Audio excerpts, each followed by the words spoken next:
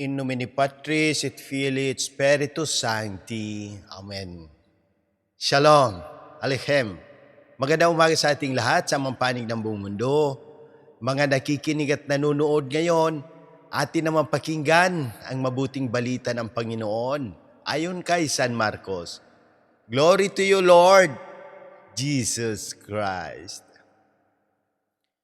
Noong panahong iyon, nagtungo si Jesus sa lupain ng Tiro at tumuloy sa isang bahay doon.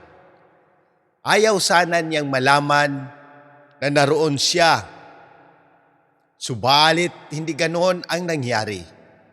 Ang pagdating niya ay nabalitaan ng isang inang may maliit na anak na babaeng inaalihan ng masamang espiritu. Pumunta siya agad kay Jesus at nagpatirapa sa kanyang harapan. Ang babaeng ito'y hintil, tubo sa Syrophonica. Ipinamanhik niya kay Jesus na palayasin ang demonyo na nasa kanyang anak. Ngunit sinabi ni Jesus, kailangan busugin muna ang mga anak. Hindi dapat kunin ang pagkain ng mga anak upang ihagis sa tuta. Tunay nga po, Panginoon, tugon ng babae. Ngunit ang mga tuta mang nasa ilalim ng hapag ay naninimot ng mga bumong nalalaglag ng mga anak. Kaya't sinabi sa kanya ni Jesus, dahil sa sinabi mo, maaari ka nang umuwi. Iniwan na ng demonyo ang inyong anak. Umuwi ang babae at naratnan niya sa higaan ang bata. Iniwan na nga ng demonyo. Ang mabuting balita ng Panginoon. Praise to you, Lord Jesus Christ. Pagnilayan natin bilang mga Romano Katoliko sa mabuting balita ngayon, makikita natin ang napakalalim na pananampalataya at kababaang loob ng babaeng Syrophonica. Isa siyang hintil, hindi kabilang sa bayang hinirang, pero hindi siya sumuko. Kahit tila mabigat at mahirap pakinggan ang sinabi ni Jesus, nanatili siyang mapagpakumbaba at puno ng tiwala. Kahit ang mga tuta kumakain ng mumong nalalaglag sa hapag. Hindi ito reklamo, kundi pananampalatayang may pagtitiyaga. At dahil doon, gumalaw ang awa ng Diyos. Gumaling ang kanyang anak kahit hindi pa niya ito nakikita. Faith without seeing, faith that trust. Kung iuugnay natin ito sa unang pagbasa, kabaliktaran naman ang nangyari kay Haring Solomon. Siya ay biniyayaan ng karunungan, ngunit unti-unting lumihis ang puso niya sa Diyos. Dahil sa maling influensya at kompromiso, ipinapakita nito na hindi sapat ang biyaya kung walang katapatan hanggang wakas.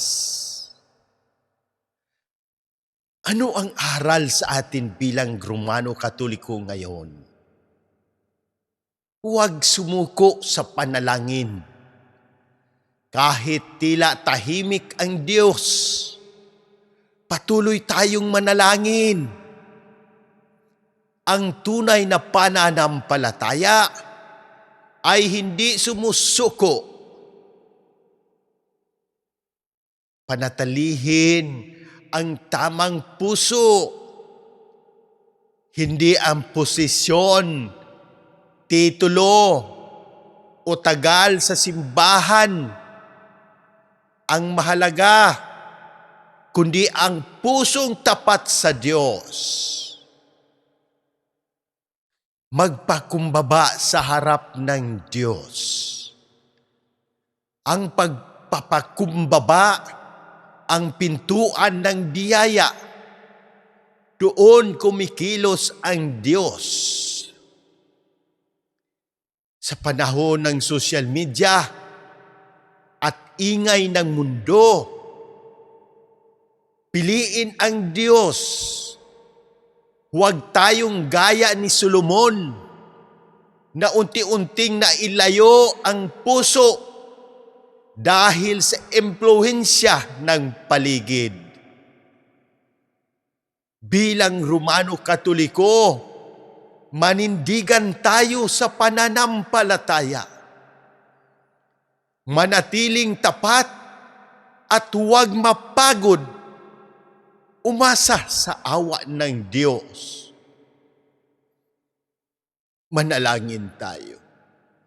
Mapagmahal at mahabaging Diyos, lumalapit po kami sa iyo na may pagpapakumbaba at buong tiwala.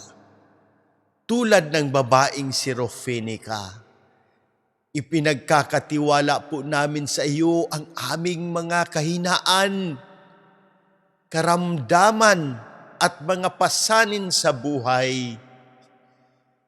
Ipinapanalangin po namin ang agarang pagaling ni na Monsignor Ismael, Padre Arnel, Padre Ayan, Padre Lorenzo Butz, Padre Cesar, Padre Boy, Raul, Jonah, Richelle Kay, Adela, Fatima, Raymond Lawrence, Faith, at ang aking buong pamilya. Gayon din ang lahat ng nakabasa, nakikinig at nanonood nito na may karamdaman. Lahat ng kaparian at ang patuloy na paggabay sa aming mahal na Santo Papa Leo XIV, mga obispo, aming kura paroko, Diocesan Administrador Monsignor Claro Caluya, Sister Sara, Jerry, Erlinda, at ang gobyerno ng Pilipinas. Inaalala rin po namin ang mga pumanaw, lalo na sina Papa Francisco, Monsignor Hirmas, Pimpe Ferdinand, Pasita Dante Edwin, Obispo Jose, Padre Joseph, Jerry, Padre Raymond, at ang lahat ng aming idinasal, tanggapin nawa sila sa iyong walang hanggang kaharian. Iligtas mo rin po kami, O Diyos, sa lahat ng unos at kalamidad. At ipagkaloob mo sa amin ang kapayapaan ng puso at lakas ng pananampalataya. Ito po ang aming dalangin sa intersesyon ng Mahal na Birheng Maria, kasama ng lahat ng mga santo, sa ngalan ni Jesus na aming Panginoon. Amen. In nomine Patris et Filii et Spiritus Sancti. Amen. God bless!